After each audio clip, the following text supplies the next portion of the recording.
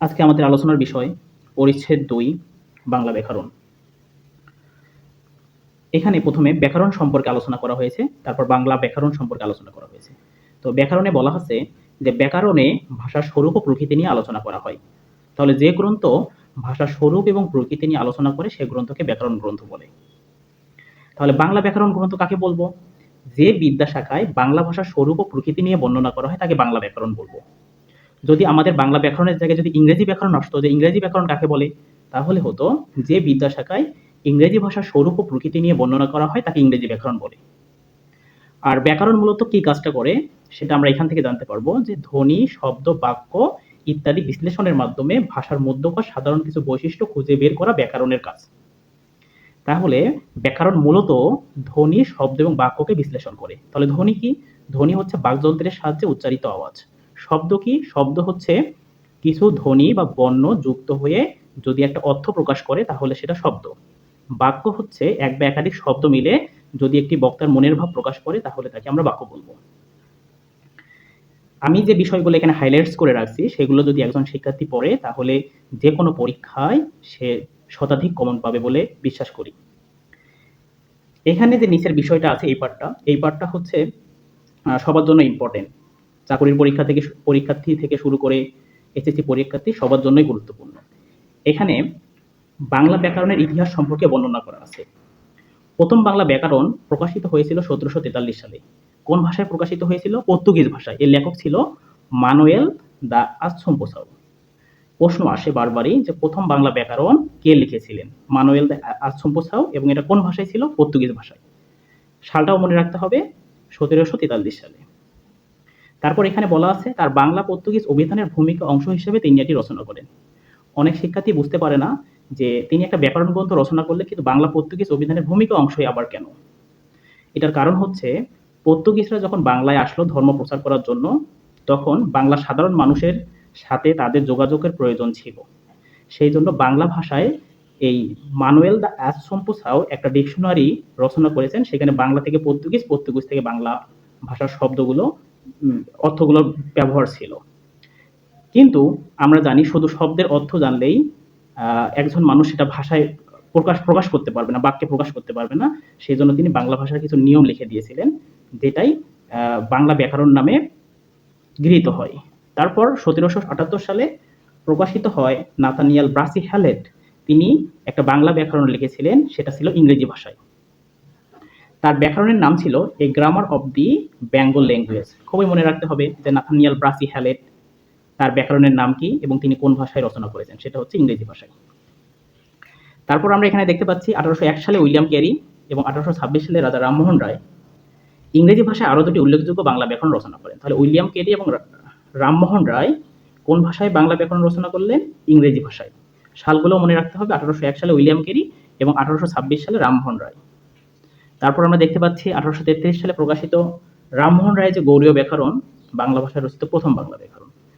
তারপর পরবর্তীতে যখন 1833 সাল আসলো তখন রামমোহন রায় একটা ব্যাকরণ রচনা করলেন, এটার নাম ছিল হচ্ছে গৌড়ীয় ব্যাকরণ, এবং এই গৌড়ীয় ব্যাকরণটাই ছিল বাংলা ভাষার প্রথম বাংলা ব্যাকরণ। এটাই ছিল ব্যাকরণের ইতিহাস। তো এই পয়েন্টগুলো সবাইকে আমাদের মনে রাখতে হবে। তারপর ব্যাকরণের আলোচ্য বিষয় নিয়ে এখানে আলোচনা করা হয়েছে। এখানে বলা আছে ভাষা হলো বাক্যের সমষ্টি। তার মানে একটা ভাষা তৈরি করতে গেলে এখানে অনেকগুলো বাক্য লাগবে।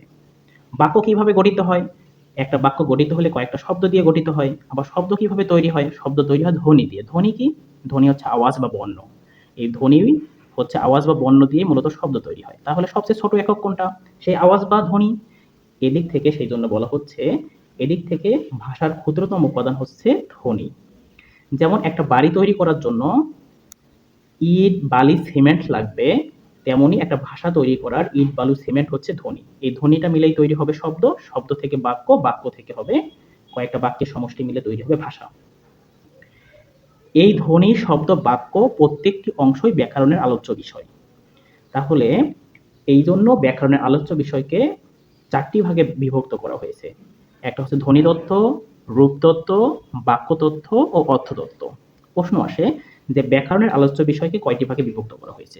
তাহলে আমাদের মনে রাখতে হবে যে ব্যাকরণের আলোচ্য বিষয়কে মোট 4টি ভাগে বিভক্ত করা হয়েছে। একটা হচ্ছে ধ্বনিতত্ত্ব, রূপতত্ত্ব, বাক্যতত্ত্ব এবং অর্থতত্ত্ব। খুবই খুবই গুরুত্বপূর্ণ, বিভিন্ন পরীক্ষায় এসে থাকে যে নিচের কোনটি ধ্বনিতত্ত্বের আলোচ্য বিষয়। আমরা এখানে দেখি কি বলছে। ধ্বনিতত্ত্বের আলোচ্য বিষয় হচ্ছে ধ্বনি। লিখিত ভাষায় ধ্বনিকে যেহেতু বর্ণ দিয়ে প্রকাশ করা হয়, তাই বর্ণমালা সংক্রান্ত আলোচনা এর অন্তর্ভুক্ত। ধ্বনি হচ্ছে আওয়াজ বা বর্ণ, সেই জন্য বর্ণমালাগুলো ধ্বনিতত্ত্বের আলোচ্য বিষয়। ধ্বনিতত্ত্বের মূল আলোচ্য বাকযন্ত্র, কারণ ধ্বনিটা মূলত সৃষ্টি হয় বাকযন্ত্রের সাহায্যে। বাকযন্ত্রের উচ্চারণ প্রক্রিয়া, ধ্বনির বিন্যাস, স্বর ও ব্যঞ্জন ধ্বনির বৈশিষ্ট্য, ধ্বনিদল সবগুলোই ধ্বনিতত্ত্বের আলোচ্য বিষয়। তাহলে আমরা রিলেট করে একটু মনে রাখবো যে ধ্বনিটা সৃষ্টি হয় বাকযন্ত্রের সাহায্যে, তার মানে বাকযন্ত্রের কিভাবে ধ্বনিটা উচ্চারিত হচ্ছে সেই উচ্চারণ প্রসেস, ধ্বনির বিন্যাস কিভাবে ধ্বনিগুলো সাজানো হবে, স্বর, ব্যঞ্জন ধ্বনির বৈশিষ্ট্য, তারপর ধ্বনিদল, এগুলো হচ্ছে ধ্বনিতত্ত্বের আলোচ্য বিষয়। তারপর আমরা দেখতে পাচ্ছি রূপতত্ত্ব। রূপতত্ত্বের আরেকটা নাম শব্দতত্ত্ব। এই বইয়ে দেয়া নেই, আগের বইয়ে শব্দতত্ত্ব ছিল, শব্দতত্ত্ব বা রূপতত্ত্ব। সেই জন্য আমি এখানে লিখে রেখেছি যে রূপতত্ত্বের আরেকটা নাম হচ্ছে শব্দতত্ত্ব। রূপতত্ত্বে শব্দ ও তার উপাদান নিয়ে আলোচনা করা হয়। এই আলোচনায় থাকে বিভিন্ন প্রকার পদ। আমরা জানি পদ হচ্ছে ৫ প্রকার: বিশেষ্য, বিশেষণ, সর্বনাম, অব্যয়, ক্রিয়া। কিন্তু এখানে অব্যয়টা নাই, আমাদের মনে রাখতে হবে বিশেষ্য, সর্বনাম, বিশেষণ, ক্রিয়া এবং আরেকটা এখানে আছে ক্রিয়া বিশেষণ। এগুলো যদি কোথাও থাকে যেগুলো কোন তত্ত্বের আলোচ্য বিষয়, তখন আমাদের অ্যান্সার করতে হবে শব্দতত্ত্ব, মনে রাখতে হবে। সেই জন্য আমি উপরে পদ কথাটি গোল করে লিখে রেখেছি। আরেকটা বিশেষ সবসময় এই প্রশ্নটা এসে থাকে যে শব্দ গঠন প্রক্রিয়া কোন তত্ত্বের আলোচ্য বিষয়। যেহেতু রূপতত্ত্বের আরেকটা নাম শব্দতত্ত্ব, তাই আমরা বলতে পারি যে শব্দ গঠন প্রক্রিয়া রূপতত্ত্বে আলোচনা করা হয়। এখন আমরা বাক্যতত্ত্ব সম্পর্কে জানব। বাক্যতত্ত্বে অবশ্যই বাক্য নিয়ে আলোচনা করা হবে। বাক্যের নির্মাণ এবং এর গঠন বাক্যতত্ত্বের মূল আলোচ্য। বাক্যের মধ্যে পদ ও বর্গ কিভাবে বিন্যস্ত থাকবে। এখানে দেখো, পদ ও বর্গ বিন্যস্ত মানে কিভাবে সাজানো থাকবে, কারণ আমরা জানি প্রত্যেকটা পদ এক একটা শব্দ এবং এগুলো কিভাবে যদি সাজানো থাকে তাহলে একটা বাক্য গঠিত হবে। সেই জন্য বলা হচ্ছে যে পদ ও বর্গ কিভাবে বিন্যস্ত থাকবে সেটা মূলত বাক্যতত্ত্বের আলোচ্য বিষয়। এছাড়া এক ধরনের বাক্যকে অন্য ধরনের বাক্যে রূপান্তর, এটা হচ্ছে সরল, জটিল, যৌগিক। এগুলো আমরা পরবর্তী পরিচ্ছেদ আছে যে বাক্য কিভাবে রূপান্তর করব সেখানে আমরা শিখব। বাক্যের বাচ্য, উক্তি ইত্যাদি মূলত বাক্যতত্ত্বের আলোচ্য বিষয়। তাছাড়াও এখানে কারক বিশ্লেষণ আছে, বাক্যের যোগ্যতা, বাক্যের উপাদান লোপ, জ্যোতিচিহ্ন প্রভৃতি বাক্যতত্ত্বে আলোচিত হয়। জ্যোতিচিহ্ন আমরা মূলত বাক্যের মধ্যেই কমা, দাড়ি, সেমিকোলন এগুলো বসাই, সেই জন্য জ্যোতিচিহ্ন যদি আসে তাহলে এটা বাক্যতত্ত্বের আলোচ্য বিষয়। বাক্যের উপাদান লোপ, এখানে কথার মধ্যে বাক্য শব্দটা আছে। বাক্যের যোগ্যতা, কথার মধ্যে বাক্য শব্দটা আছে। কারক বিশ্লেষণ, কারক কি? কারক হচ্ছে বাক্যের নামপদের সাথে ক্রিয়াপদের যে সম্পর্ক। যেহেতু এটা বাক্যের মধ্যে আমরা কারকটা নির্ণয় করতে হয়, সেহেতু আমরা মনে রাখতে হবে যে কারক বিশ্লেষণ হচ্ছে বাক্যতত্ত্বের আলোচ্য বিষয়। পরবর্তী পৃষ্ঠায় আমরা দেখতে পাচ্ছি এখানে অর্থতত্ত্ব নিয়ে বলা আছে। তাহলে অর্থতত্ত্ব হচ্ছে অর্থ নিয়ে আলোচনা করা হবে। ব্যাকরণের যে অংশে শব্দ, বর্গ, বাক্যের অর্থ নিয়ে আলোচনা করা হয়। তাহলে এখানে যেহেতু অর্থতত্ত্ব, তার মানে এখানে অর্থ নিয়ে আলোচনা করা হবে, এটাই ফ্যাক্ট। সেই অংশের নামই অর্থতত্ত্ব। একে বাগত্ব তত্ত্ব বলা হয়। তার মানে বাগত্ব তত্ত্ব অর্থতত্ত্বের আরেকটা নাম, এবং অর্থতত্ত্বের ইংরেজি হচ্ছে সেমেন্টিক্স। বিপরীত শব্দ যেটাকে বলে অ্যান্টোনিয়ম, প্রতিশব্দ বা সমার্থক শব্দ, সিনোনিয়াম, শব্দজোড়, বাগধারা, যেগুলো বিভিন্ন ধরনের শব্দের অর্থ নিয়ে আলোচনা করে, সেগুলো মূলত অর্থতত্ত্বের আলোচ্য বিষয়। প্রভৃতি বিষয় অর্থতত্ত্বের অন্তর্ভুক্ত। এছাড়া শব্দ, বর্গ, বাক্যের ব্যঞ্জনা নিয়েও ব্যাকরণের এই অংশে আলোচনা থাকে। তার মানে শব্দ, বর্গ, বাক্যের ব্যঞ্জনা অর্থতত্ত্বের আলোচ্য বিষয়। এখন এখানে যদি আমরা তো জানি শব্দ কি, শব্দ হচ্ছে এক বা একাধিক ধ্বনি বা বর্ণ মিলিত হয়ে যদি একটা অর্থ প্রকাশ করে সেটা শব্দ। তাহলে শব্দ, বর্গ হচ্ছে আমাদের যে বর্ণগুলো আছে, এখানে ৫টা বর্গ আছে, ক বর্গ, চ বর্গ, এগুলো পরবর্তী পরিচ্ছেদে আমরা জানবো। আর এখানে বাক্যের ব্যঞ্জনা কি? বাক্যের ব্যঞ্জনা হচ্ছে একটা বাক্য যখন অন্য অর্থ প্রকাশ করে, ওই অর্থ আক্ষরিক অর্থকে না বুঝে বিশেষ অর্থকে প্রকাশ করে, তখন ওইটাকে বাক্যের ব্যঞ্জনা বলা হয়। যেমন এখানে আমি একটা বাক্য লিখে রেখেছি যে সূর্য ডুবে গেছে। এর কথাটির অর্থ কি? যে সূর্য নাই হয়ে গেছে। কিন্তু এই কথাটা দ্বারা আমরা বুঝতে পারি যে সময় শেষ হয়ে গেছে। কেউ যদি বলে যে সূর্য ডুবে গেছে, তার মানে হচ্ছে সময় শেষ হয়ে গেছে, বাইরে থাকলে আমাদের এখনই বাসায় ফিরতে হবে। এখানে অনুশীলনীর যে প্রশ্নগুলো দেয়া আছে সেগুলো আমরা একটু দেখি। যেগুলো পড়ে আসলাম, আমরা আশা করি সেগুলোই আমরা সবই পারবো। এখানে ভাষার প্রকৃতি নিয়ে আলোচনা করে, তাহলে ভাষার প্রকৃতি নিয়ে কি আলোচনা করবে? অবশ্যই ব্যাকরণ আলোচনা করবে। বাংলা ভাষার বাংলা ব্যাকরণ প্রথম প্রকাশিত হয় ১৭৪৩ সালে। তাহলে ১৭৪৩ সালে সেই পর্তুগিজ ভাষায়, ইংরেজি ভাষায় লেখা প্রথম বাংলা ব্যাকরণের রচয়িতা হচ্ছে নাথানিয়েল ব্রাসিহালেট। গৌড়ীয় ব্যাকরণের রচয়িতা হচ্ছে রামমোহন রায়। ভাষার ক্ষুদ্রতম উপাদান হচ্ছে ধ্বনি, অর্থাৎ ধ্বনি থেকেই তৈরি হয় শব্দ, শব্দ থেকে তৈরি হয় বাক্য, বাক্য থেকে তৈরি হয় ভাষা।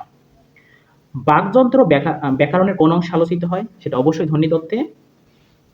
শব্দের অর্থ বৈচিত্র্য নিয়ে আলোচনা করে মূলত অর্থতত্ত্ব, যেটাকে আমরা বলি সেমেন্টিক্স।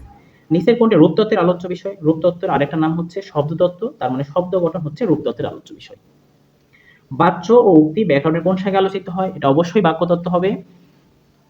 লাস্ট আমাদের যে প্রশ্নটা আছে, যে শব্দ গঠন নিয়ে আলোচনা করা হয় কোথায়? সেটা হবে রূপতত্ত্বে।